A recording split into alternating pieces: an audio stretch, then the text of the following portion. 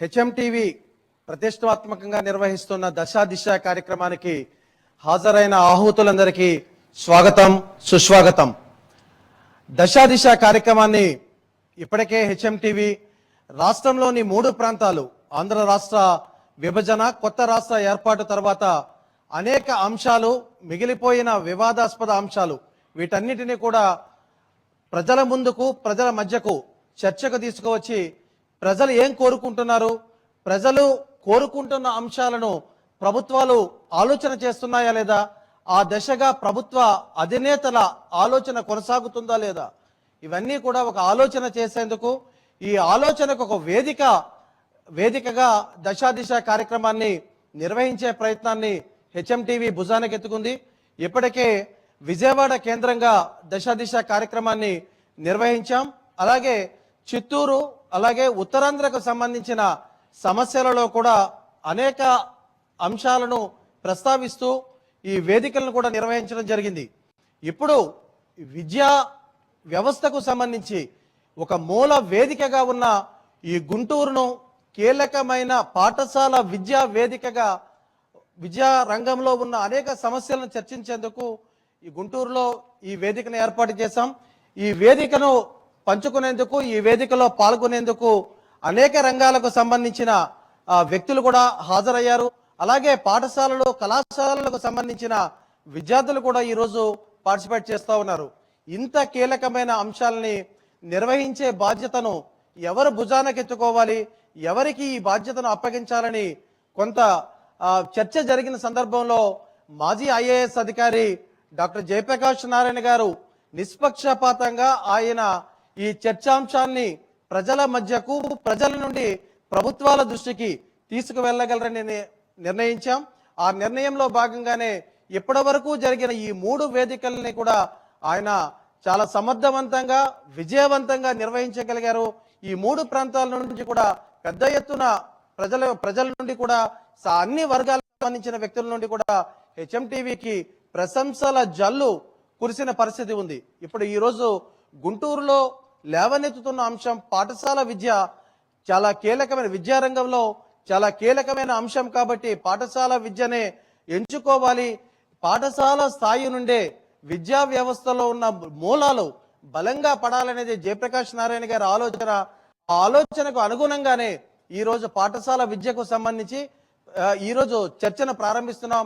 ముందుగా చర్చను ప్రారంభించే సారథి డాక్టర్ జయప్రకాష్ నారాయణ గారిని వేదికపైకి సగర్వంగా ఆహ్వానిస్తున్నాం.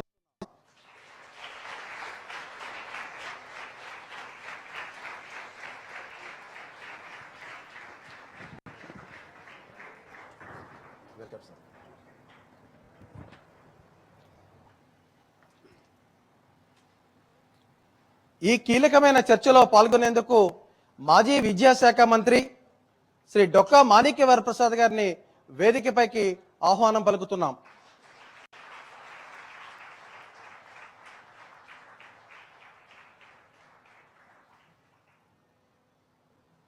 విద్యా వ్యవస్థను ముందుకు నడిపించే ఉపాధ్యాయ వర్గం నుండి ఎమ్మెల్సీ శ్రీ ఏఎస్ రామకృష్ణ గారిని వేదికపైకి రావాల్సిందిగా కోరుతున్నాం.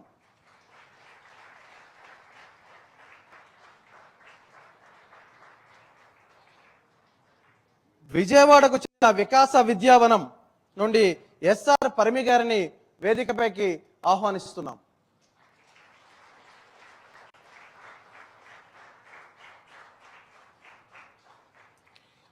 కిషోర్ భారత ఇంటిగ్రేటెడ్ డెవలప్మెంట్ సొసైటీ నుండి కె నిరంజన్ గారిని వేదికపైకి ఆహ్వానిస్తున్నాం.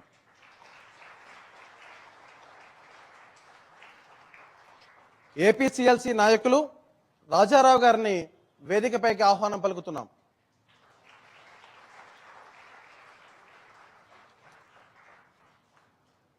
రాష్ట్ర మున్సిపల్ టీచర్స్ అసోసియేషన్ అధ్యక్షులు శ్రీ ఎస్ రామకృష్ణ గారిని వేదికపైకి రావాల్సిందిగా విజ్ఞప్తి చేస్తున్నాం. బీజేపీ సీనియర్ నాయకులు జూపూడి రంగరాజు గారిని వేదికపైకి రావాల్సిందిగా కోరుతున్నాం.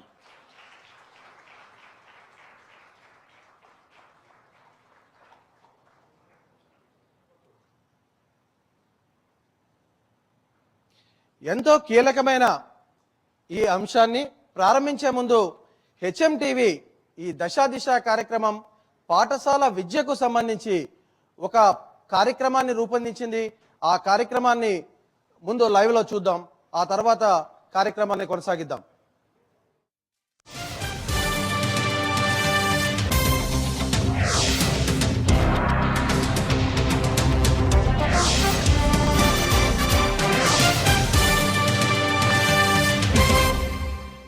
రాష్ట్రంలోని ప్రతి గ్రామంలో ఉదయాన్నే ఓ విచిత్రమైన పరిస్థితి కనిపిస్తుంది. ఉదయం 7 నుంచి 8 మధ్యలో స్కూల్ పిల్లలు చాలా మంది బ్యాగ్స్ భుజానికి తగిలించుకొని ప్రైవేట్ స్కూల్ బస్ ఎక్కి పట్టణంలో ఉన్న ప్రైవేట్ స్కూల్కి బయలుదేరుతారు.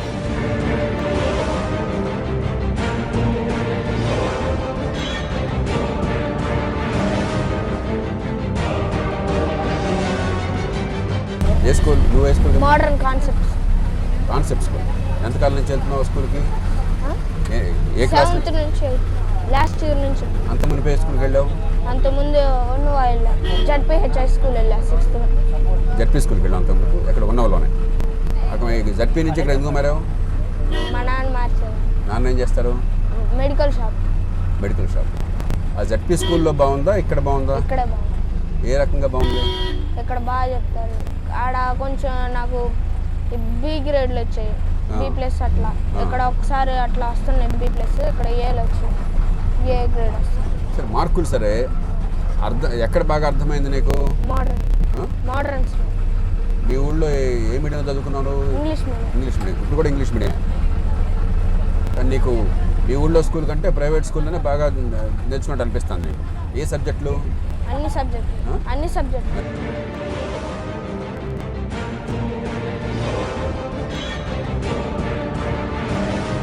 పిల్లలు ప్రైవేట్ స్కూల్కి బయలుదేరిన ఓ గంటకు తెలుగు వెలుగు బస్సులో ప్రభుత్వ టీచర్లు పట్టణం నుంచి పల్లెలోకి కాలు పెడతారు.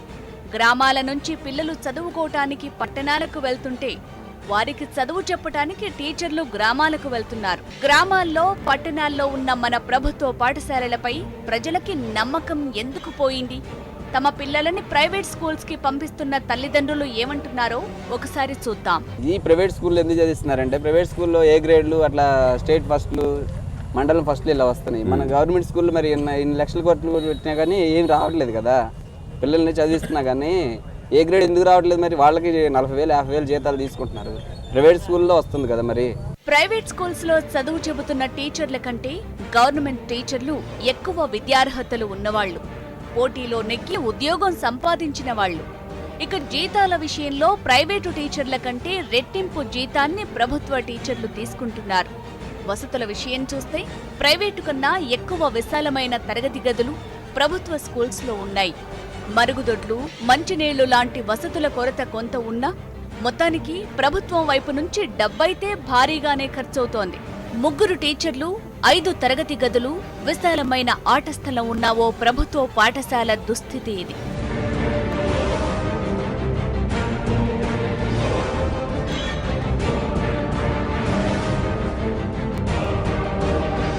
టీచర్లు ఉన్నారు, పిల్లలే బాగా పలుచుగా ఉన్నారు. పిల్లలు లేకుండా ఉసూరుమంటున్న టీచర్లతో నడుస్తున్న స్కూళ్లే కాదు, కొన్ని మంచి స్కూల్స్ కూడా ఉన్నాయి. గుంటూరు జిల్లా చిలకలూరిపేటలో ఉన్న మున్సిపల్ స్కూల్ ని ఓసారి చూస్తే, ఓకే, అటామిక్ నెంబర్ 7 ఏంటి? Very good. 9? Very good. Chlorine number ఎంత? Very good. మీ అధ్యాపకులంతా చెప్పారు 450 మంది పిల్లలు ఉన్నారు ఇక్కడ, 22 అధ్యాపకులు ఉన్నారు ఇక్కడ. కానీ హై స్కూల్లో చూస్తే ఏ స్కూల్లో కూడా తగ్గకుండా వాటి ప్రమాణాలు కనిపిస్తున్నాయి నాకు. గవర్నమెంట్ స్కూల్ అంటే పెద్ద ఇక్కడ ఏం నేర్చుకోరు పిల్లలు, ఇక్కడ పిల్లలు పనికిరారని చెప్పని చాలామంది మన పిల్లలతో సహా మనందరం ప్రైవేట్ స్కూల్కి పంపిస్తున్నాం. చాలామంది బేదలు కూడా శక్తికి మించి ఫీజులు కట్టి పంపిస్తున్నారు. ఏమిటి ఇక్కడ, ఎందుకని ఇక్కడ పిల్లల ప్రమాణాలు బాగున్నాయి, ఇక్కడికి మిగతా తేడా ఏమిటి? మా టీచర్స్ అందరూ కూడా పేదరికం నుంచి వచ్చినటువంటి టీచర్లు అండి. అందరూ కూడా తపనతోటి పనిచేసేటటువంటి వాళ్ళు ఒకటి. రెండోది మేనేజ్మెంట్ కూడా ఇక్కడ కొంచెం జాగ్రత్తగానే పట్టించుకుంటారండి. ఇక్కడ మేనేజ్మెంట్ అంటే ఎవరు? Municipal school. మున్సిపాలిటీ మొత్తం కూడా చాలా జాగ్రత్తగా పరిశీలిస్తారండి. ఎవ్రీడే దాదాపుగా విజిట్ చేస్తారు. వీలైనంత వరకు మిగతా వాళ్ళు కూడా పట్టించుకుంటూనే ఉంటారండి. రెండోది ఇక్కడ టీచర్స్ అందరూ కూడా గ్రామీణ ప్రాంతం నుంచి వచ్చిన వాళ్ళైనా బాగా పనిచేస్తారు. రెండోది మొదటి నుంచి కూడా ఇక్కడ అసిస్టెంట్ పోస్టులు అనేవి లేవండి. ఇక్కడ పని చేద్దామనే ఇష్టంతో వచ్చినటువంటి వాళ్ళే దాదాపుగా 22 మంది ఉన్నారండి. ప్రమోషన్ వచ్చినటువంటిదేమో గత 3 సంవత్సరాల క్రితం వచ్చింది, కానీ అంతకుముందు లేదు. కానీ వీళ్ళందరూ ఇక్కడే పనిచేద్దాం, స్కూల్ డెవలప్మెంట్ కృషి చేద్దాం అని చెప్పి పనిచేస్తారండి. ఒకప్పుడు మన టీచర్లు అందరూ పనిచేసేటప్పుడు స్టార్టింగ్లో 180 మెంబర్సే ఉండేవాళ్ళు. ఇప్పుడైతే 450 దాకా ఉన్నారండి. అందరూ మార్నింగ్ టైం పనిచేస్తారు, ఈవినింగ్ టైం కూడా వర్క్ చేస్తారండి. అన్ని ప్రభుత్వ స్కూల్స్ ఇలానే నడిస్తే బాగానే ఉంటుంది, కానీ అలా లేదు కదా. ప్రభుత్వం కోట్లు ఖర్చు పెడుతున్నా, ఒక్కొక్క పిల్లాడి మీద 40,000 దాకా ఖర్చు పెడుతున్నా ప్రజలకి మాత్రం ప్రభుత్వ స్కూల్స్ పై నమ్మకం కలగటం లేదు. కానీ ఇంతకన్నా తక్కువ ఖర్చుతో, అంటే నెలకి 1,000 రూపాయల ఫీజుతో నడుస్తున్న ప్రైవేట్ స్కూల్స్ మీద ప్రజలకి నమ్మకం ఉంది. ఎందుకిలా? చిలకలూరిపేటలో మోడ్రన్ విద్యా సంస్థల అధిపతితో మాట్లాడుదాం. Parental attitude మారిందండి. గవర్నమెంట్ స్కూల్లో అయితే చెప్పరు, ప్రైవేట్ స్కూల్లో చెప్తారు అని అనుకుంటున్నామండి. దాంతోపాటుగా ఇంకోటి ఏంటంటే, ఇక్కడ కొద్దిగా అంటే గవర్నమెంట్ స్కూల్లో కొంచెం వాళ్ళకి టైమింగ్స్, లేకపోతే పాపం టీచర్లకి రకరకాల యాక్టివిటీస్ ఇస్తుంటారండి. జనాభా లెక్కలు, కుక్కల లెక్కలైనా అన్ని లెక్కలు వాళ్ళు చేయాలి పాపం. స్కూల్ నుంచి బయటికి వెళ్ళాలి. ఆ టైంలో వాళ్ళు స్పెండ్ చేయలేరు. ఇక్కడ దాకా ఇంకొద్దిగా శ్రద్ధ తీసుకోగలరు, టైం స్పెండ్ చేయగలరు. మనం చెల్లించే పన్నుల డబ్బు 1,000 కోట్లు ప్రభుత్వం పాఠశాల విద్య మీద ఖర్చు పెడుతోంది. ప్రజలు తమ కష్టార్జితాన్ని ఫీజులుగా చెల్లించి మరీ తమ పిల్లలని ప్రైవేట్ స్కూల్స్కి పంపిస్తున్నారు. ఇంత డబ్బు ఖర్చవుతున్నా పిల్లలకి మంచి చదువు వస్తోందా? మన పిల్లలు ప్రపంచంతో పోటీ పడగలుగుతున్నారా? ఇదేమో రెక్టాంగిల్, ఇదేమో ప్యారలలోగ్రామం, ఇదేమో స్టెప్స్ రూపంలో ఉంది. ఒక చీమ ఇటు నుంచి ప్రయాణం చేసి దీని మీద ఎలా చుట్టూ తిరిగి వస్తే, అలాగే ఇట్లా వస్తే చుట్టుకొలత ఏది ఎక్కువ? ప్యారలలోగ్రామ్. ఏ క్లాసు? 9th class. ఎందుకని? దాని పెరిమీటర్ ఎక్కువ ఉండదు కదా సార్. ఎందుకని సార్? 3 same sir. తెలియదు సార్. తెలీదు. ఆ 2 ఒకే షేప్లో ఉన్నాయి సార్, కానీ థర్డ్ది మాత్రం డిఫరెంట్. అందువల్ల ఓకే, ఇది చిన్న ప్రశ్నే. మిమ్మల్ని ఎందుకు అడిగానంటే, ఈ ప్రశ్న పీసా సర్వే అని చెప్పని ప్రపంచంలో 74 దేశాల మధ్య సర్వే చేశారు. మీ వయసులో పిల్లలు, 15 ఏళ్ల పిల్లలు ఏం నేర్చుకుంటున్నారని చెప్పని వాటిలో ఒక ప్రశ్న. ఇలాంటివి చాలా ఉన్నాయి. చూస్తే స్టెప్స్ అనిపిస్తుంది, కానీ ఒకసారి చూడనా, ఇది ఇట్లా వెళ్ళి ఇలా వచ్చింది అనుకో, సేమ్ లెంగ్త్ సేమ్ బ్రెడ్త్, నీకేం తేడా లేదు. పెరిమీటర్ దీనికి తేడా లేదు. ప్యారలోగ్రామ్ పెరిమీటర్ ఎక్కువ. 74 దేశాల్లో మన పిల్లలు పోటీ చేస్తే 15 ఏళ్ల వయసులో మన ర్యాంక్ ఎంత వస్తుంది? ఊరికే ఊహించండి. 5th ర్యాంకు, ఇంకెవరు చెప్తారు? 7th ర్యాంకు, ఇంకా 2nd ర్యాంకు, ఇంకా 1st ర్యాంకు, ఇంకా 3rd ర్యాంకు. ఎంతో చెప్పనా? 73వ ర్యాంక్ వచ్చింది. అడుగు నుంచి 2వ ర్యాంక్ వచ్చింది. ఇంకొక దేశం మనకంటే దరిద్రంగా ఉంది. మన రాష్ట్రంలో పాఠశాల విద్యకు సంబంధించిన కొన్ని గణాంకాలను ఒకసారి చూద్దాం. ఆంధ్రప్రదేశ్ రాష్ట్రంలో మొత్తం పాఠశాలల సంఖ్య 60,000. రాష్ట్రంలో ఉన్న బడియుడు పిల్లల సంఖ్య 58,47,000. మొత్తం కుటుంబాల సంఖ్య 1,26,00,000. బడియుడు పిల్లలున్న కుటుంబాల సంఖ్య 30 లక్షలు. మొత్తం టీచర్లు 1,80,000 మంది. 30 మంది పిల్లలకు ఒక టీచర్ ఉండాలి అనే లెక్క ప్రకారం చూస్తే మన రాష్ట్రంలో ఉన్న టీచర్ల సంఖ్య 54 లక్షల మంది పిల్లలకు సరిపోతుంది.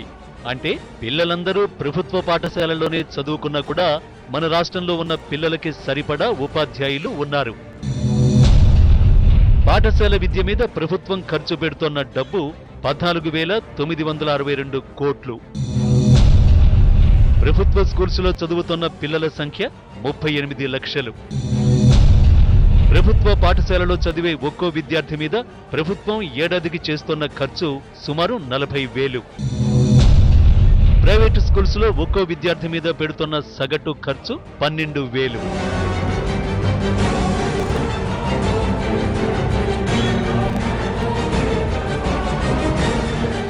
మైక్రోసాఫ్ట్ సీఈఓగా ఎదిగిన సత్య నాదెళ్ల, గూగుల్ సీఈఓగా ఎదిగిన సుందర్ పిచాయ్. ఇలా కొద్ది మందిని చూసి మురిసిపోవటం వరకు ఓకే, కానీ 1,000,000 మందిలో ఒకరో ఇద్దరో మెరవటం కాదు.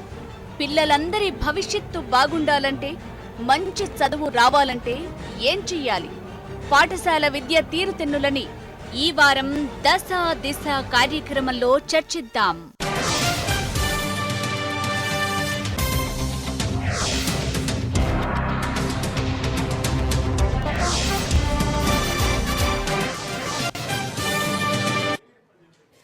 ఐద్వా నాయకురాలు రమాదేవి గారిని వేదికపైకి ఆహ్వానిస్తున్నాం. కార్యక్రమాన్ని కొనసాగించాల్సిందిగా జయప్రకాష్ నారాయణ గారిని కోరుతున్నాం.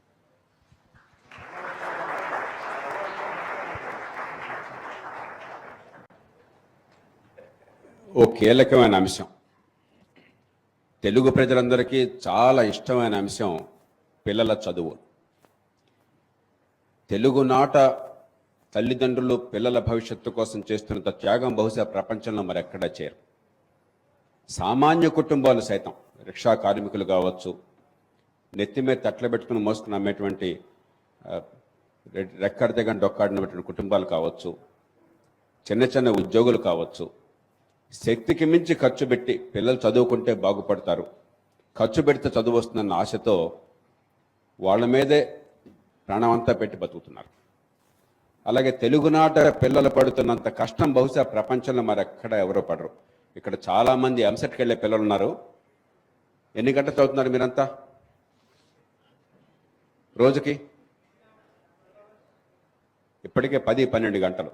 మీకు ఎవరికైనా ఆటలు కానీ, సరదాలు కానీ, సినిమాలు కానీ వేరే ఊహించడానికి కూడా లేదు కదా. ఎంత నరకం ప్రపంచంలో మరో అనుభవించరు. ఎందుకని చదువుకుంటే బాగుపడతామన్న ఆశ ఈ పిల్లలకి ఉంది. ప్రభుత్వం కూడా చాలా ఖర్చు పెడుతుంది. ఇందాక లెక్కల్లో కొన్ని పొరపాటు దొరికినాయి. 72 లక్షల మంది పిల్లలు తెలుగునాట గవర్నమెంట్ స్కూళ్ళల్లో, ప్రైవేట్ స్కూళ్ళల్లో స్కూలు స్థాయిలో ఉన్నారు. 44 లక్షల మంది గవర్నమెంట్ స్కూళ్ళల్లో ఉంటే దాదాపు 15,000 కోట్ల రూపాయలు ఖర్చు పెడుతున్నాం. 44 లక్షల మంది. మాణిక్యప్రసాద్ గారు విద్యామంత్రిగా పనిచేశారు ఉమ్మడి రాష్ట్రంలో. 44 లక్షల మంది పిల్లలకి ఈ లెక్కలు బాగా అందరికీ తెలియదు. 15,000 కోట్ల రూపాయలు ఖర్చు పెడుతున్నాం. అంటే ఇందాక వారు చెప్పారు సుమారుగా 40,000 లేక 35,000 సుమారుగా అవుతుంది. 35,000 ప్రతి బిడ్డ మీద ఖర్చు పెట్టడం చిన్న విషయం కాదు, ఇంకా పెట్టాలి. కానీ మన సమాజం అన్న పరిస్థితుల్లో ఏడాదికి 35,000 ఒక్కొక్క బిడ్డ మీద విద్య కోసం ఖర్చు పెట్టడం అంటే సమాజం నిర్లక్ష్యం చేస్తున్నట్టు కాదు. మరి తల్లిదండ్రులు త్యాగాలు చేస్తున్నారు, పిల్లల కష్టాలు పడుతున్నారు, ప్రభుత్వాలు పన్ను డబ్బులు ఖర్చు పెడుతున్నాయి. కానీ ఈ పిల్లల భవిష్యత్తు ఎట్లా ఉందని ఆలోచిస్తే భయం వేస్తుంది మనకు. ఇందాక తొలుత వారు ఇచ్చినటువంటి ప్యాకేజీలో నేను మళ్ళీ ప్రస్తావించిన అంశం మీ ముందు తీసుకొచ్చారు. ఈ పీసాను గురించి ఇదేంటో కొంచెం చెప్పాలి. ఇది 2009లో దానిలో పాల్గొన్న దేశాల జాబితా. ఇది నేను ఊహించి చెప్పడంలా. దీనిలో 74 దేశాలు కానీ కొన్ని రాష్ట్రాలను కూడా ఎంటిటీస్ అంటారు, చాలా మేరకు దేశాలే. మన దేశం నుంచి బాగుంది చదువు అనుకున్న 2 రాష్ట్రాలను పంపించారు మన ప్రభుత్వం వారు. బాగుంది చదువు ఎవరు అని చెప్పంటే తమిళనాడు, హిమాచల్ ప్రదేశ్. కాస్త ఈ రాష్ట్రాల్లో బాగున్న రాష్ట్రాలని. మీరు ఈ కెమెరా కనిపించకపోవచ్చు, హైలైట్ చేయగలిగితే చేయండి. 73వ ర్యాంకు హిమాచల్ ప్రదేశ్, 72వ ర్యాంకు తమిళనాడు. మనకంటే కింద ఉన్న దేశం ఒకే ఒక్క దేశం కిర్గిజిస్తాన్. పీసా అంటే programme for international students assessment. ఏమిటి దానిలో ప్రత్యేకత అంటే 15 ఏళ్ల వయసులో ఉన్న పిల్లలు అసలు ఏం నేర్చుకుంటున్నారో చూశారు. మన ఇంటర్మీడియట్ పరీక్షల్లాగా, మన 10th క్లాస్ పరీక్షలాగా ఎంత బట్టారు, 100కి 100 మార్కులు ఎవరైనా చూడాల. నా దగ్గర వాళ్ళు అడిగే ప్రశ్నలు కూడా ఉన్నాయి. ఇప్పుడు సమయం లేదు కాబట్టి దీనిలో వివరాల్లోకి వెళ్ళను. అంటే నిజానికి 7వ తరగతి పిల్లలు చెప్పచ్చు ఇవన్నీ. దీనిలో 10వ తరగతి స్థాయిలో మాత్రమే నేర్చుకునే అంశాలు ఏమి ఉండవు. ఏ మేరకు పిల్లలకి పట్టుబట్టింది అసలు, లెక్కలు కావచ్చు, తర్కం కావచ్చు, భాష కావచ్చు, అసలు ఏ మేరకు వాళ్ళకి వంట పట్టింది. రెండోది ఏ మేరకు ఆ తెలిసిన పరిజ్ఞానం ఉపయోగిస్తున్నారు.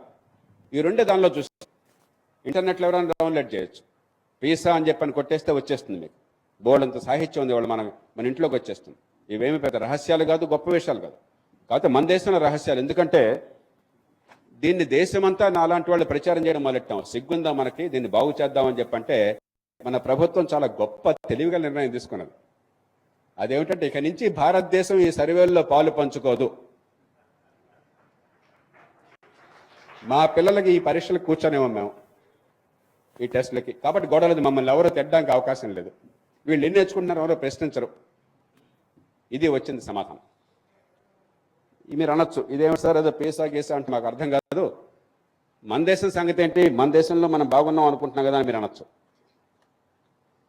మన దేశంలోనే అసర్ సర్వే అని జరుగుతుంటుంది ప్రతి ఏడాది కూడా, పిల్లలు ఏం నేర్చుకుంటున్నారని చెప్పని. 2015 మొన్న ఫిబ్రవరిలో వచ్చింది, సంవత్సరం క్రితం. ఈ సంవత్సరం ఇప్పుడు ఆపేశారు, ప్రస్తుతానికి 10 ఏళ్ళు జరిపారు. 2015 సర్వేలో ఆంధ్రప్రదేశ్లో పిల్లలు ఏం నేర్చుకుంటున్నారని చూస్తే 5వ తరగతిలో 44% మంది పిల్లలు 5వ తరగతిలో రెండవ తరగతి స్థాయి ఒక వాక్యాన్ని కానీ ఓ పేరాన్ని కానీ చదవలేకపోతున్నారు. గవర్నమెంట్ స్కూళ్ళు ప్రైవేట్ స్కూళ్ళు కలిపిది 5వ తరగతిలో 2వ తరగతి స్థాయి చదవలేకపోతున్నారు. 7వ తరగతిలో 29% మంది 2వ తరగతి స్థాయి చదవలేకపోతున్నారు. ఆ కాగితంలో ఆ పేజీలో ఉన్నటువంటిది ఒక చిన్న వాక్యం కానీ ఒక చిన్న కథ కానీ. అలాగే ఒక చిన్న భాగారం 365 7తో భాగించు అని చెప్పంటే 3 అంకెల సంఖ్యను 1 అంకెతో భాగించడం అని చూస్తే 5వ తరగతిలో 64% మంది పిల్లలు తెలుగు నాట ఈ భాగారం చేయలేకపోతున్నారు. 7వ తరగతిలో 52% మంది చేయలేకపోతున్నారు. ఇంకా చాలా చెప్పచ్చు.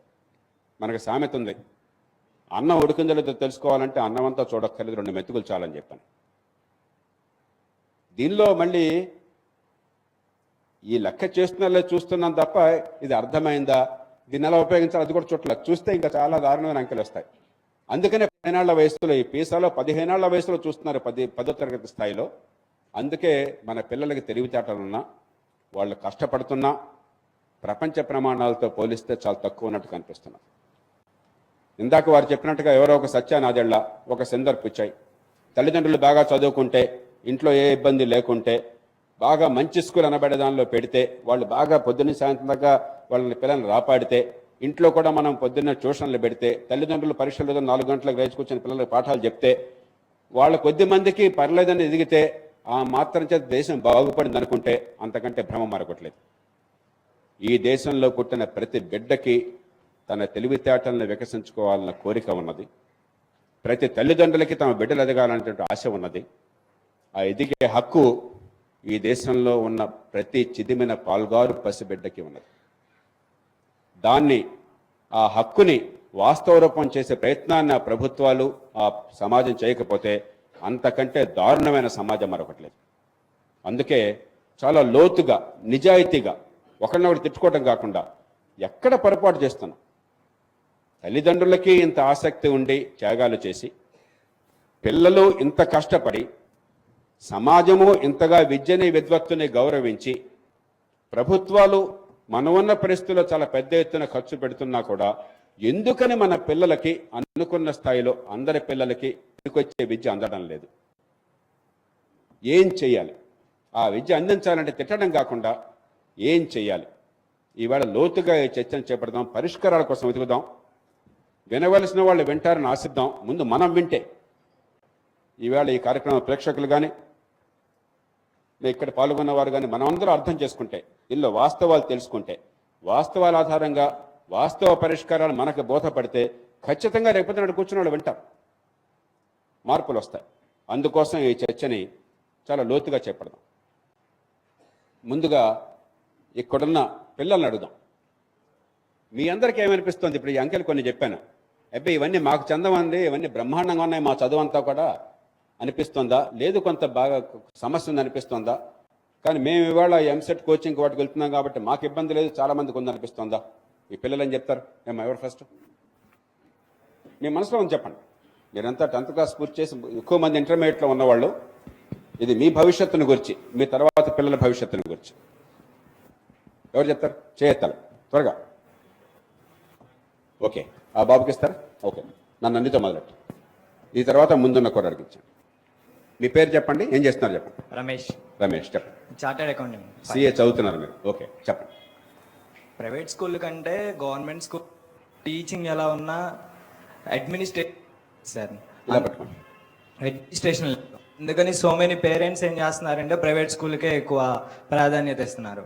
వాళ్ళకి అంత ఫీజు పే చేసినా స్టూడెంట్స్ వెళ్ళిన తర్వాత కొన్ని స్కూళ్ళలో కానీ కాలేజీలో కానీ ఫ్యాకల్టీ రాకపోవడం, వచ్చినా మాకేంట్లే మా శాలరీ మాకు పడిపోద్ది టైం కల్లా, ఇంటే ఏనండి లేకపోతే లేదు అన్నట్టు బిహేవియర్ వల్ల చాలామంది పేరెంట్స్కి రిజల్ట్స్ కావాలి.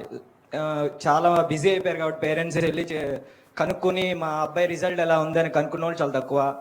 కొంతమంది ఇల్లిటరేట్ ఉండడం వల్ల కనుక్కోవడం లేదు. కాబట్టి ప్రైవేట్ స్కూల్లో పిల్లల్ని పట్టించుకుంటారన్న ఆశ ఉంది, కొంచెం ఆశ ఉంది. ఓకే, ఆ మందున్న కూడా. మీ పేరు నాన్న? నా పేరు నాగరాజ్ అండి. నేను సిఏ ఫైనల్ చదువుతున్నాను. సిఏనే, ఓకే. బేసిక్గా నాకు తెలిసినంత వరకు, నాకున్న జ్ఞానం వరకు ప్రాబ్లం ఎక్కడొస్తుంది అనుకుంటే, అందరికీ కూడా 10th క్లాస్ వరకు గవర్నమెంట్ స్కూల్లో కానీ ప్రైవేట్ స్కూల్లో కానీ బాగానే చదువుకుంటున్నారు సార్. తర్వాత ఏమవుతుందంటే ఇంటర్మీడియట్ నుంచి కానీ లేదంటే తర్వాత డిగ్రీ కోర్సులకు కానీ ఏదైనా ప్రొఫెషనల్ కోర్సుకు కానీ చాలామంది అడ్మిషన్స్ మొత్తం ప్రత్యేకంగా ఇంటి దగ్గరకు వచ్చి కాలేజ్ వాళ్ళు, ఆ కాలేజ్ వాళ్ళు, ఈ కాలేజ్ వాళ్ళు ప్రత్యేకంగా పర్సన్స్ని పంపించి అడ్మిషన్స్ చేస్తున్నారు. దీనివల్ల ఏమవుతుందంటే పర్టికులర్గా ఆ స్టూడెంట్కి ఏ సబ్జెక్ట్ మీద అవగాహన ఉంది, తను ఏ సబ్జెక్ట్లో రాణించగలుగుతున్నాడు అనేది కనుక్కోకుండా పలానా కోర్స్ అయితే బాగుంటుంది జీవితం, పలానా కోర్స్ అయితే ఇలా చేయొచ్చు, పలానా కోర్స్ అయితే అలా చేయొచ్చు అని చెప్పడం వల్ల తల్లిదండ్రులకి లేని పొంది క్రియేట్ చేసి మా అబ్బాయి ఆ కోర్స్ అయితేనే, ఆ పర్టికులర్ కోర్స్ అయితేనే బాగా చదవగలుగుతాడు, బాగా డబ్బులు వస్తాయి అని చెప్పి. నాగరాజు, మీరు చెప్తోంది ఏంటంటే ఈ కోచింగ్ కళాశాలలో దీనిలో ఉన్నటువంటి అపస్థితులు చెప్తున్నారు. కానీ ఇప్పుడు ఇంతదాకా అంకెలు చూసాం మనం, ప్రపంచవ్యాప్తంగా అంకెలు కానీ దేశంలో అంకెలు కానీ చూస్తే అసలు ముందు 10వ తరగతి స్థాయిలో చూస్తే మన చదువు అనుకున్న దానికంటే చాలా తక్కువ ఉన్నది. ఎలా బాగు చేయాలి తర్వాత చూద్దాం, ప్రైవేట్ కోచింగ్ ఇన్స్టిట్యూషన్ చేద్దాం, ఎలా చేద్దామని ఆలోచిద్దాం. కానీ అసలు ముందు ఏ చదువుని ఆశించే తల్లిదండ్రులు స్కూళ్ళకి పంపిస్తున్నారో, గవర్నమెంట్ స్కూల్ కానీ ప్రైవేట్ స్కూల్ కానీ, ఎలాంటి చదువుని ఆశించి మన ప్రభుత్వాలు ఖర్చులు పెడుతున్నాయి మన పన్నుల డబ్బుని, ఎలాంటి ఇవ్వాలని చెప్పని లక్షల మంది వేరే విద్య వేరే ఉపాధికి అవకాశం ఉన్నా కూడా అధ్యాపక వృత్తిలో ఉంటున్నారు. ఏ పిల్లల చదువు కోసం అని చెప్పని చాలా శక్తి సామర్థ్యాలు ఉన్నవాళ్ళు ఇక్కడున్న పరిమి గారు కానీ, అక్కడ ఉన్నటువంటి చెన్నకేశ్వరరెడ్డి కానీ, ఇలాంటి వాళ్ళందరూ కూడా తపన పడి పిల్లల చదువు కోసం చెప్పిన జీవితాలను త్యాగం చేస్తున్నారు. ఎందుకని ఆ చదువు ఈ సమాజంలో పిల్లలకు అందడం లేదు, దానికి వెళ్ళాలి మనం. లేకపోతే ఊరికే మన మా లోకదంపటి చర్చలు ఉంటాయి, వీళ్ళ మీద వాళ్ళు ఈ కాలేజీలు తిడతాం, ఇంకోటి తిడతాం, ఇవన్నీ ఉపయోగం లేదు. ఆ కాలేజీలు వచ్చింది మన కారణంగా, మనం ఒక రకమైన మోసను పెట్టాము, ఆ కాలేజీల వల్ల ప్రయోజనం ఉంది కాబట్టి మనం వెళుతున్నాం, వాళ్ళు తీసుకుంటున్నారు. ఈ పిల్లలు మేము ఇంటర్మీడియట్ చదువుతున్న పిల్లలు మీరేం చెప్తారు? ఓకే సార్, నా పేరు నిఖిల్ సార్, నేను సిఏ ఫైనల్ చదువుతున్నాను. మీరు కూడా సిఏనే, ఓకే. చదువు అందట్లేదు అంటే మన ఎవాల్యుయేషన్ సిస్టమ్ సార్, చదివే ప్రతి ఒక్కళ్ళ మార్క్ కోసం చదువుతున్నారు తప్పితే అది నేర్చుకోలేకపోతున్నారు సార్. మీరు చదువుకుంది ఎక్కడ నిఖిల్? నిలబట్టుకోండి. మీరు చదువుకుంది ఎక్కడ? ఏ స్కూల్లో? స్కూలు నేను చాలా స్కూల్ చదివాను సార్. మా నాన్నగారు ఏ ఊరు? గుంటూరులో చదువుకున్నాను సార్. గుంటూరులోనే. గవర్నమెంటా ప్రైవేటా? ప్రైవేట్ స్కూల్లోనే సార్. ప్రైవేట్ స్కూల్లో. సో మీరు చెప్తోంది ఆశించేది పరీక్షల్లో ఫలితాలు, పరీక్షలు పెట్టిన తీరుని బట్టి చదువు ఉంటుంది అంటున్నారు. అంతే సార్. ఉద్యోగం రావాలంటే మార్కులు రావాలి, మార్కుల కోసమే చదువుతున్నారు అందరూ. మార్కులు చదువు కాబట్టి ఇట్లా తయారైందని చెప్పినది చాలా కీలకమైన అంశం. చాలా చాలా నా దృష్టిలో ఆ కుర్రాడు చాలా. పరిమి గారు, మీరు జీవితకాలం పెద్ద ప్రయోగం చేస్తున్నారు. చాలా మంది మీలాంటి వాళ్ళని ఎందుకండి నేను ఇప్పించనే వాళ్ళు ఉన్నారు. మీకేమనిపిస్తుంది? ఇప్పుడు ఆ కుర్రాడు కొన్ని భావాలు చెప్పాడు. కీలకం ఎక్కడుంది? ఎందుకని ఇన్ని ప్రయత్నాలు జరుగుతున్నా కూడా సమాజంలో చదువు వల్ల ప్రయోజనం రావట్లేదు? అతను ఆ పాయింట్ని చాలా కరెక్ట్గా పాయింట్ చేసినట్లుగా అయింది. చదువు అంటే మార్కుల కోసమే చదువు అనేది సర్వత్రా ఉంది. ఇప్పుడు మీరు పేరెంట్స్ని ఇంటర్వ్యూ చేసిన సమయంలో కూడా ఎందుకు మీరు ప్రైవేట్ స్కూల్స్కి పంపిస్తున్నారంటే వాళ్ళకి ర్యాంకులు వస్తున్నాయి, గ్రేడ్లు వస్తున్నాయి. ఏ గ్రేడ్ అంటే ఏమిటి అనేది కాదు అక్కడ విషయం. అక్కడ గ్రేడు, ర్యాంకులు, మార్కులు, వాటి వెనకాల ఏముంది? మార్కులు పోసేయటం అనేది అసలు ప్రైవేట్ స్కూల్స్ పేరెంట్స్ని డిస్ప్లేస్ చేయవండి. వాళ్ళు సంతోషంగా ఉండటం వాళ్ళ వ్యాపారానికి చాలా ముఖ్యమైన విషయం. అందువల్ల పేరెంట్స్ నుంచి డిస్ప్లెజర్ అనేది వాళ్ళు ఫేస్ చేయలేరు. ఆ కారణంగా వాళ్ళకి పరీక్షల ముందు వాళ్ళు ఏమేమి చదువుకోవాలో చెప్పటము, లేకపోతే ఈ అంశాలు మీరు చేస్తే మంచి మార్కులు వస్తాయని చెప్పటము, మార్కుల కోసమే వాళ్ళని తయారు చేయటం.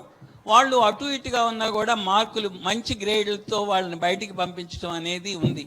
నా పర్సనల్ ఎక్స్పీరియన్స్ ఒక మాట చెప్తాను.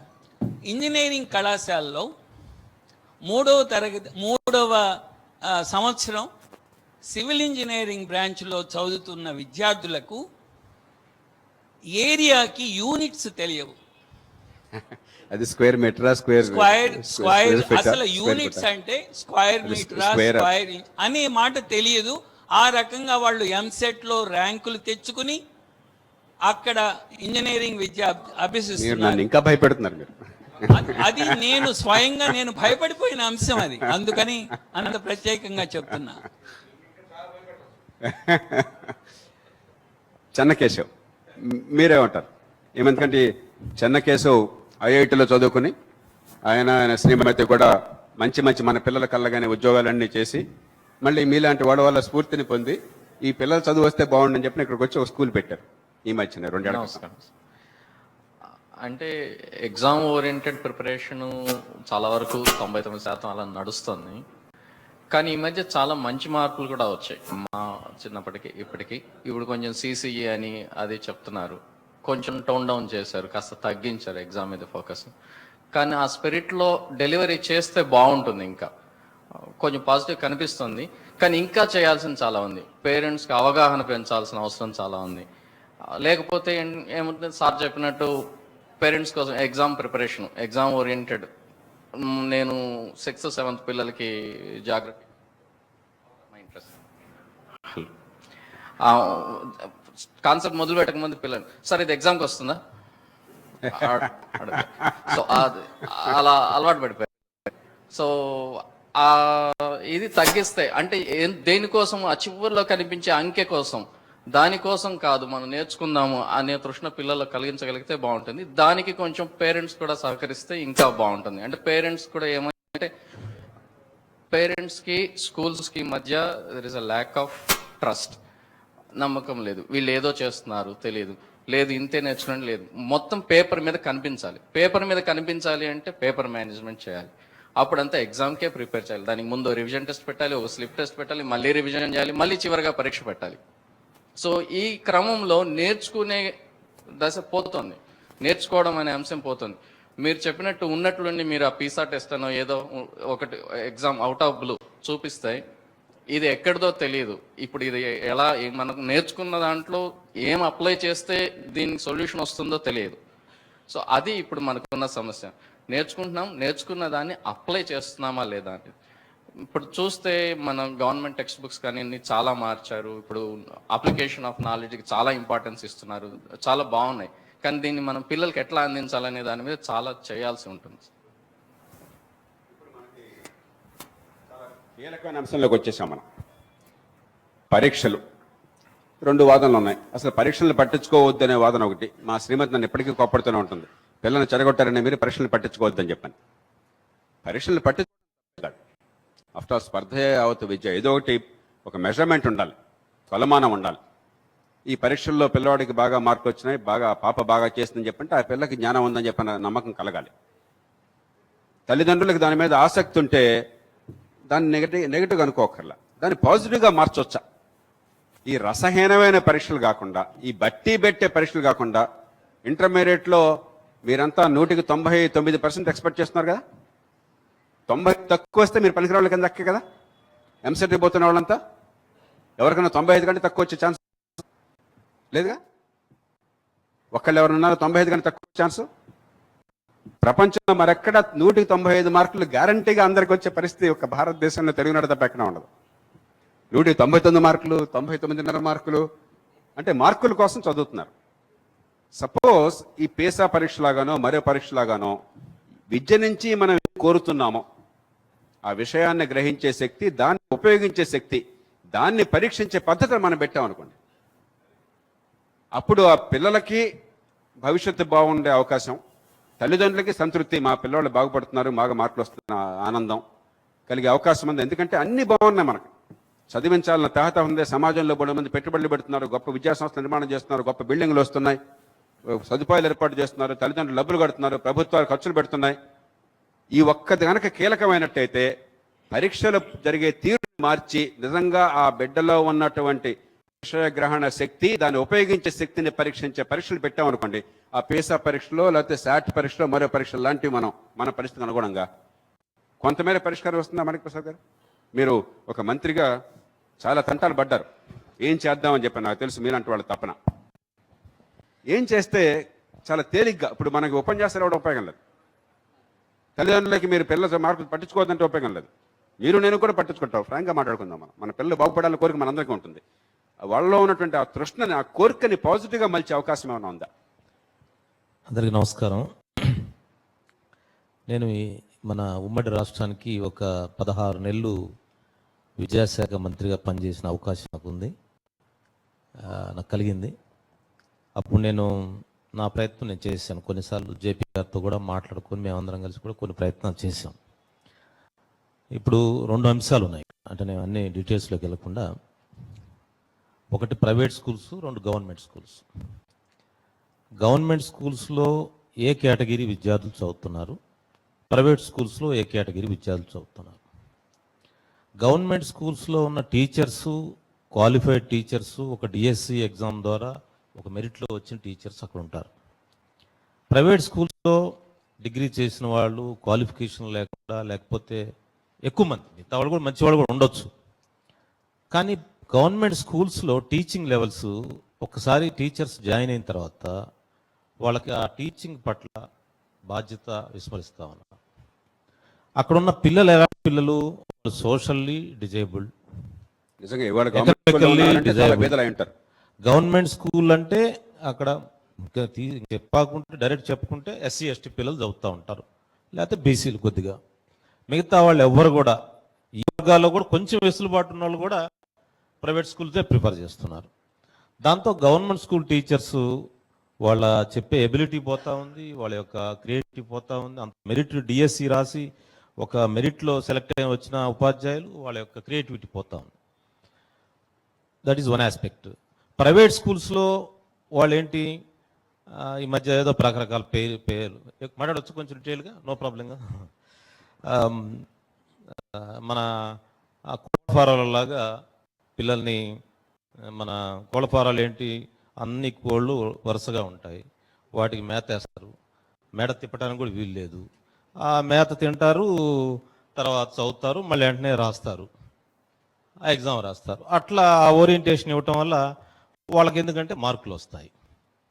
అయితే విద్యార్థులకి తల్లిదండ్రులకున్న, విద్యార్థి చాలా స్ట్రైట్ ఆన్సర్ చేశాడు, మార్కుల కొలమానం, తల్లిదండ్రులు కూడా అదే సాటిస్ఫాక్షన్, సమాజం కూడా అలానే ఉంది. నేనంటాను ఏంటంటే విద్యలో ప్రాథమికమైంది ఒక విద్యార్థి యొక్క మానసిక వికాసం ఎదగాలి. 2 2 4 అంటే ఎందుకు అవుతుంది అనేదాన్ని, లేకపోతే ఒక తెలుగు పద్యం చెప్పి ఆ తెలుగు పద్యం లేకపోతే ఇంగ్లీష్ పద్యం చెప్పి దాని భావాన్ని వాళ్ళు ఊహించుకునే కెపాసిటీ ఉండాలి. అది ఇంప్రూవ్ చేయాలి మనం. చందమామ అంటే ఎట్లా ఉంటుంది, చందమామ పగలు క్లాసుల రూమ్లో కనపడదు, కానీ ఆ చందమామని ఆ విద్యార్థి ఊహించుకునేట్టుగా ఆ వికాసం పొందాలి అతను. అట్లే మంచి మ్యాథమెటిక్స్ ఒక బాగా ఇందాక మీరు చెప్పారు, మీరు ఆ లెక్క చేయటం ద్వారా ఆ మ్యాథమెటికల్ అప్రోచ్, ఆ రీజనింగ్ ఆ విద్యార్థిలో జరగాలి. దీన్ని ఎవరు బోధించాలి? ఉపాధ్యాయులు బోధించాలి.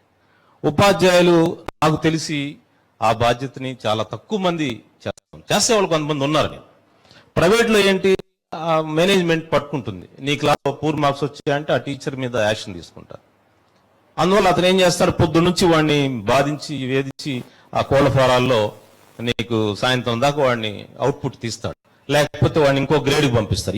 ఇప్పుడు ఒక సెక్షన్లో ఒక 90 మార్క్స్ అబౌవ్ పిల్లల్లో లేరనుకోండి, వాడు ఎంతప్పటికీ రాకపోతే 2 నెలల తర్వాత వాడిని ఇంకో సెక్షన్లో వేసి వాడిని మళ్ళీ రుద్దుతారు, సెకండ్ గ్రేడ్ రుద్దుతారు, సెకండ్ లెవెల్ రుద్దుతారు. ఈ విధమైన ఒక ఇమాజినేషన్ కెపాసిటీ కోల్పోయి, మార్కులు వచ్చిన వాళ్ళకి ఇమాజినేషన్ ఉండలేదు, మార్కులు రాని ఈ సోషల్లీ డిజేబుల్డ్ పీపుల్కి వాళ్ళకున్న సోషల్ బ్యాక్వర్డ్నెస్, ఎకనామిక్ బ్యాక్వర్డ్నెస్ వాళ్ళు దెబ్బతింటున్నారు. టీచర్స్ ఇక్కడ ఫెయిల్ అవుతున్నారు.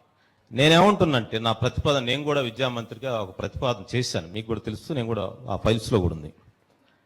గవర్నమెంట్ స్కూల్స్లో పనిచేసే టీచర్స్, ఎమ్మెల్సీ గారు కూడా ఉన్నారు కాబట్టి, ఎమ్మెల్యే గారు ఉన్నారు, మీరందరూ ఆలోచించండి. నా idea, this is my idea, నేను ఆ రోజు ప్రతిపాదించాను.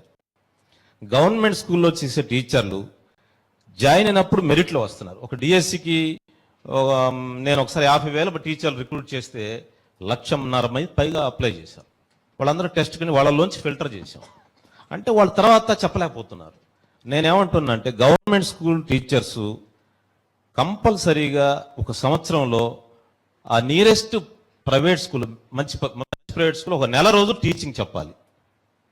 ప్రైవేట్ స్కూల్ టీచర్స్ కూడా గవర్నమెంట్ స్కూల్స్కి వచ్చి ఒక నెల రోజులు గవర్నమెంట్ స్కూల్లో టీచ్ చెప్పాలి. అంటే బెస్ట్ ప్రాక్టీసెస్ ఎక్స్చేంజ్ అనమాట. ఇది కొంత చేస్తే టీచర్స్ ఎలర్ట్గా ఉంటారేమో. ఎందుకంటే గవర్నమెంట్ జాబ్ వచ్చిన తర్వాత చాలామంది టీచర్లను ఫ్రెండ్స్ చూస్తా ఉన్నాను నేను. చాలా రియల్ ఎస్టేట్ వ్యాపారం చేసేవాళ్ళు ఉన్నారు, లేకపోతే రకరకాల వృత్తులు మారిపోతాం. టీచర్లు ఒక్కరే కాదుగా, గవర్నమెంట్ జాబ్ వచ్చిందని చెప్పంటే మనకు ఇక అంతే, ప్రభుత్వానికి అల్లుడు కదా. అదే దానికి నేను ఎవరిని నిందించలేదు, ప్రత్యేకంగా వాళ్ళని నిందించలేదు. అట్లా వాళ్ళు ఆ డ్యూటీస్ మీద వాళ్ళు డైవర్ట్ అవుతున్నారు. కాబట్టి నేను అనేది ఏంటంటే ప్రైవేట్ స్కూల్స్ మధ్య గవర్నమెంట్ స్కూల్ మధ్య ఒక ఎక్స్చేంజ్ ఆఫ్ ప్రాక్టీసెస్, ఆ బెస్ట్ ప్రాక్టీస్ని ఎక్స్చేంజ్ చేసుకోవాలి. తర్వాత విద్యార్థుల్లో బేసిక్గా గ్రామరు, మ్యాథమెటిక్స్, లాంగ్వేజెస్ ఇలాంటి మీద అసలు కాన్సన్ట్రేట్ చేయట్లేదు. మన ఎడ్యుకేషన్ సెక్రటరీ మంచివాడు పాపం సిసోడియా, ఎక్కడికి వెళ్తే ఒక teacher is unable to read. ఆయన బాధ చేసింది, టీచరే చదవలేకపోయాడు, ఇంగ్లీష్ లెసనో తెలుగు లెసనో. అది మరి అలాంటి పరిస్థితి చాలా ఉంది. అందువల్ల నేను అనేది ఏంటంటే గవర్నమెంట్ స్కూల్స్ని ట్రీట్ చేసే విధానం మనం మార్చుకోవాలి. ప్రసాద్ గారు మనం కొనసాగిద్దాం. అయితే ఒక విషయం ఏంటంటే ప్రైవేట్ స్కూళ్ళు అద్భుతంగా ఉన్నాయని వాస్తవాలు చూపెట్టట్లా. కొద్దిగా గవర్నమెంట్ స్కూల్తో పోలిస్తే కొద్దిగా ఒక వాసి ప్రమాణం ఎక్కువ ఉండొచ్చు. ఎందుకంటే అక్కడ కొంచెం శ్రద్ధ ఉంటుంది, పట్టించుకుంటారు ఉంటుంది, తల్లిదండ్రులు కూడా మన డబ్బులు ఇస్తున్నా కూడా చొక్కా ఉంటారన్న భయం ఉంటుంది. కాబట్టి కానీ మొత్తం మీద ఇందాక నేను చెప్పిన లెక్కలు గవర్నమెంట్ ప్రైవేట్ స్కూల్ కలిపి చెప్పిన లెక్కలు అవి, అది గవర్నమెంట్ స్కూల్ కాదు. కానీ కీలకమైన అంశాలు ఒకటి, పరీక్షల్ని ఎలా మార్చినట్లయితే తల్లిదండ్రులకి సంతృప్తి కలిగే రీతిలో, పిల్లల భవిష్యత్తు బాగుపడే రీతిలో, సమాజానికి పనికొచ్చే రీతిలో విద్యను మార్చవచ్చు. అంటే చాలా సులువైన చిట్కాలు ఏమిటి? ఒకటి. రెండోది, ప్రభుత్వం ప్రైవేటు మధ్య వరప్రసాద్ గారు మాజీ మంత్రి గారు చాలా విలువైన సూచన చేశారు. ఈ ప్రభుత్వము ప్రైవేట్ రంగం ఇవన్నీ పార్శ్వకాపచారాలు వచ్చింది. మనకు కావాలి పిల్లల చదువు. ఈ పిల్లల చదువు బాగుపడడం కోసం గవర్నమెంట్ ప్రైవేట్ అన్న తేడా మన మనసులో తుడిచేసి ఏ రకంగా రెంటిని మనం ఉపయోగించుకోగలం, ఆ చర్చలోకి లోతైన చర్చలోకి వెళ్లే ముందు కొంతసేపు విరామం.